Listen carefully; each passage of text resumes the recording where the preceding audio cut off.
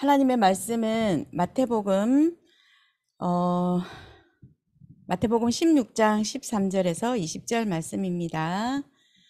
예수께서 빌립보 가이사라 지방에 이르러 제자들에게 물어 이르시되 사람들이 인자를 누구라 하느냐 이르되 더러는 세례 요한 더러는 엘리야 어떤 이는 예레미야나 선지자 중에 하나라 하나이다.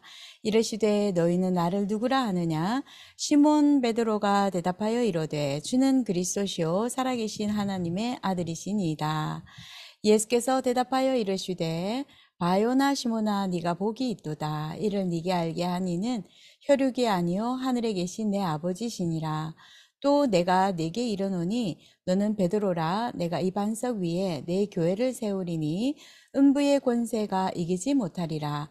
내가 천국 열쇠를 네게 주리니 네가 땅에서 무엇이든지 매면 하늘에서도 매일 것이요 내가 땅에서 무엇이든지 풀면 하늘에서도 풀리리라 하시고 이에 제자들에게 경고하사 자기가 그리스도인 것을 아무에게도 이르지 말라 하시니라. 아멘.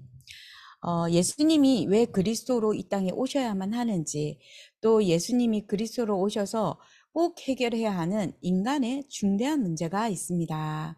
이 문제는 인간의 노력과 인간의 그 어떤 것으로도 절대로 해결할 수 없는 문제입니다. 하나님을 떠나서 영적인 죽음을 가지고 있는 지옥의 배경이 되어서 살고 있고요. 죄로 인해서 재앙 가운데 살고 있습니다. 마귀에게 속해서 결국 멸망하게 생겼고요. 멸망당했습니다. 그래서 이스라엘의 지금 전쟁 같은 경우에도 결국은 하나님 떠난 문제, 그리스도를 부인하는 문제, 오직 그리스도를 전달하라고 하나님께서 선민으로 택하셨지만 이스라엘은 그것을 자기네 나라와 개인의 이덕으로 바꿔버렸고요. 그러다 보니 지금 전쟁이 또 일어나고 있습니다.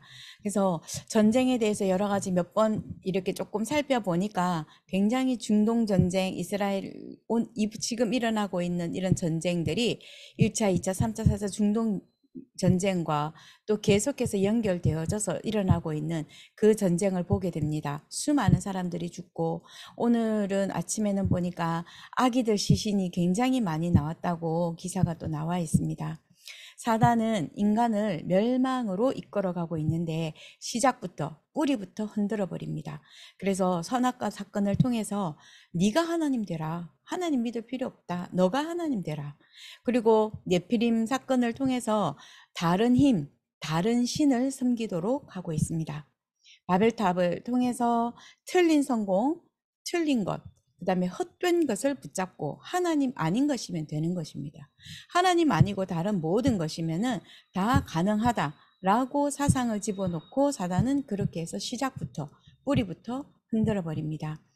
과정을 보면은 사단은 모든 문화를 가지고 사람들을 속이는데 사도행전 13장의 무속을 통해서 사도행전 16장 점수를 통해서 사도행전 19장 거대한 우상 종교를 통해서 문화를 바꿔버렸습니다.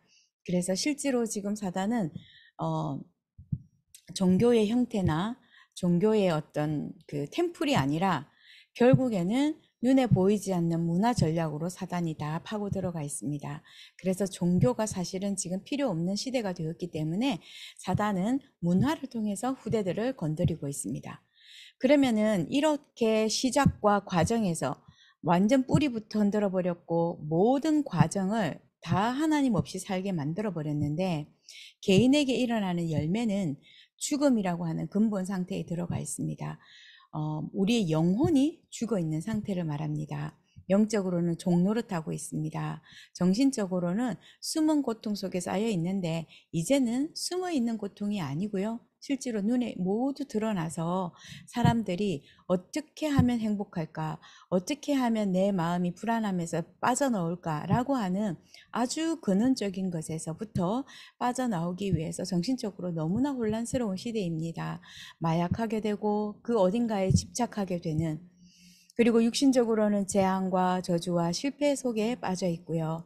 미래는 더더욱 불안한 상태가 되어져서 영원한 고통으로 지금 계속해서 달려가고 있는 것입니다.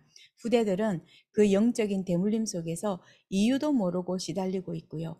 이유도 모르고 무엇인가가 안 되어지고 있는 무기력과 무능함과 무력함으로 완전히 지금 후대들은 몸부림치고 있는 그런 시대가 되었습니다.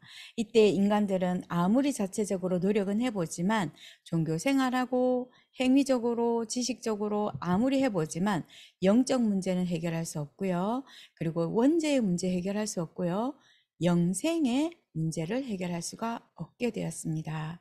이때에 오늘 본문의 말씀처럼 하나님께서 예수님께서 질문하셨습니다. 하나님은 그렇게 질문하셨어요. 아담에게 아담아 네가 어디 있느냐? 타락하고 난 그 이후에 숨어있는 그곳에 하나님이 찾아오셨습니다. 찾아오셔서 아담아 너는 어디에 있니? 네가 지금 어디에 있는데 이렇게 불안하니? 너가 불안해서 숨은 게 아니라 너 있는 소속이 틀렸기 때문에 불안하다라는 거죠. 그리고 인간은 불안하고 무섭고 수치스럽기 때문에 무화과 나무 잎을 엮어서 치마로 만들었습니다. 이것이 인간의 방법입니다. 인본주의라고 하고요. 인간의 방법은 굉장한 한계가 있고 굉장히 리미티드가 있습니다. 시간적으로도요. 하나님은 하나님의 방법으로 창세기 3장 15절 여인의 후손을 통해서 세상을 구원하시고 아담과 하와를 구원하실 하나님의 방법을 주셨습니다. 그리고 창세기 3장 21절에 가죽옷을 지어 입히셨다고 하셨습니다. 아담과 그의 아내를 위하여 가죽옷을 지어 입히셨다고 하십니다. 예수님이 그 주인공 되시는 예수님이 그리스도로 오셨습니다. 오늘 본문의 말씀은 그 예수님이 제자들을 불러놓고 질문하셨습니다. 사람들이 인자를 누구라 하느냐? 그리스도에 대해서 얼마만큼 이해하고 있고 복음을 얼마만큼 알고 있고 그리스도를 얼마만큼 강조하고 있는지 예수님은 질문하셨습니다. 그때에 제자들은 세례 요한이라고 대답을 합니다. 사회주의입니다. 여러 가지 계몽과 여러 가지 개혁과 혁신 이런 단어들, 해방 이런 단어들을 가지고 사회주의를 하고 있지만 실질적으로는 근본 문제는 해결할 수 없는 상태입니다. 그리고 엘리야 같다고 합니다. 엘리야는 신비주의죠. 굉장히 850대 1로 이길 수밖에 없었던 기적적인 선지자였습니다. 그렇기 때문에 굉장히 신비적으로 그리스도를 생각하고 있습니다. 그리스도는 신비적인 것 맞습니다. 그러나 신비주의는 아닙니다. 예레미야 같다고 합니다. 박애주의죠. 그냥 눈물 흘리면서 항상 그 연약한 곳에 힘든 곳에 가서 눈물 흘리는 박애주의를 말하지만 지금 현실에서 정치인들은 이 박애주의를 자기 정치에 이용하고 있는 정치인들이 거의 100%라고 보시면 됩니다. 이 박애주의조차도 이름도 없이 빛도 없이 실질적으로 박애주의를 하고 있는 사람들은 그리스도 없어도 그냥 한 어두운 곳에서 그냥 일반인들이 하고 있습니다. 그러나 성경에서는 이 박애주의로는 영적 문제 해결할 수 없고 귀신의 문제 해결할 수 없다고 하십니다. 선지자 중에 하나라고 하지요. 귀신을 섬기는 것입니다. 수많은 인도의 신들이 있습니다. 그들이 다 다원주의입니다. 교회들도 교회 단체들도 힘으로 하나로 뭉쳐서 다원주의를 지금 전달하고 있는 교회들이 수도 없이 많습니다. 예수님이 답답하셨죠? 제자들에게 질문합니다. 그러면 너희는 나를 누구라 하느냐? 하나님께서 질문하셨습니다. 그때 베드로가 대답합니다. 주는 그리스도시요 살아계신 하나님의 아들이십니다. 그리스도를 정확하게 고백하고 이해하고 알고 있고 믿고 있고요.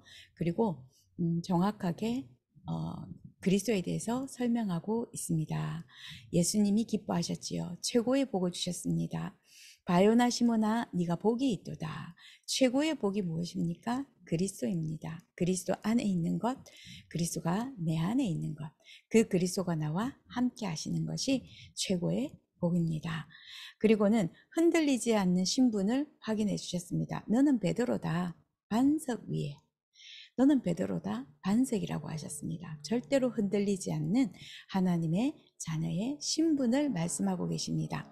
교회의 축복을 우리에게 주셨습니다. 베드로에게 주셨는데 그 축복이 지금 언약 붙잡고 있는 우리에게도 그대로 적용이 되고 있는 것입니다. 내 교회를 세우겠다. 가는 곳곳마다 하나님의 나라가 임하여지면 그곳에 생명 살리는 교회가 세워지는 것이고요. 우리 개인을 교회라고 칭하셨습니다. 그래서 우리가 가는 곳마다 하나님 나라가 임하면 전도의 문이 열려지고 그 전도의 문이 지교의 문으로 그리고 교회로 하나님께서 세워가시는 것을 우리는 수많은 증인들을 통해서 확인했습니다. 그리고 우리에게 권세를 주셨는데요. 음부의 권세가 이기지 못하리라 하셨습니다. 음부의 권세, 우리에게 사단을 이기는 권세를 이미 주셨습니다. 그리고는 현장에 가서 확인하라고 하셨습니다. 내가 다 한다. 내가 내려가서 구원할 것이고 내가 직접 가서 이스라엘 백성들을 구원할 것이고 너희들을 구원할 것이다. 너희를 대적할 자가 없을 것이다. 모세와 함께 했던 것처럼 내가 너와 영원히 함께 하리라. 완벽한 하나님의 말씀을 우리에게 주셨습니다. 이것이 하나님의 맹세입니다. 모든 것을 열고 닫는 천국의 열쇠를 저희에게 주셨는데요. 이 천국의 열쇠는 맞는 키입니다. 기도응답의 열쇠, 전도문의 열쇠입니다. 그것을 우리가 한 단어로 표현을 하면 예수 그리스도의 이름이 되겠습니다. 그래서 우리가 피 터지고 모든 곳에 가서 막 피 흘리고 싸우는 것이 아니라 그냥 재단 뿔 잡는 것입니다. 이런저런 사건, 이런저런 갈등 속에서도요, 괜찮습니다. 갈등해도 괜찮고 인본주의 써도 괜찮습니다.